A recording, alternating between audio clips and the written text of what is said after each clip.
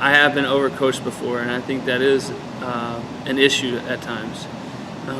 And it's not the coach's fault, because the coach just wants to relay information and get the kids as prepared as they can be.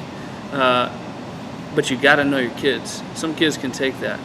Some kids are like a sponge, and they can take the information that you give them, they can apply it, they'll take it home and work on it, and come back and be ready to go. Some kids either don't have that opportunity, or they're just not they're not that coachable in that way.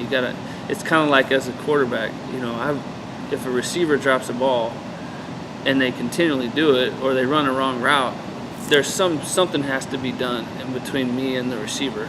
And I've got to know as a quarterback, who is he? Is he a guy that, that needs to have my arm wrapped around him and kind of give him a little speech and a little pep talk and let him know how good he is and pat him on the butt and send him on his way? Or is he a guy that needs to be like woken up? Hey, let's go, figure out that connection between who that is. I think it's the same with a coach and his player.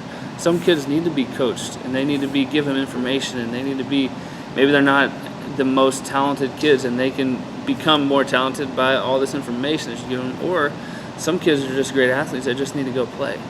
And so I think from a coach's perspective, that's on you to figure out, who am I dealing with? Who am I working with? Can he take coaching, or how do I need to approach him with this?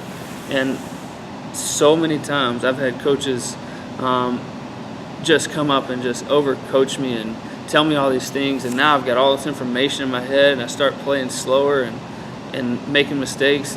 Where just I'm the kind of person that I feel like I'm really smart and advanced, but just give me a couple things. If you give me one or two things, I'll soak those things in, I'll work on them, and I'll fix whatever I was doing.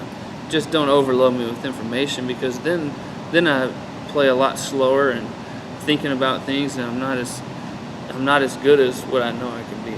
And so I think the same way for coaches is understand who your player is, understand who you're dealing with, and figure out what's the best. In an ideal world, how do I approach this kid?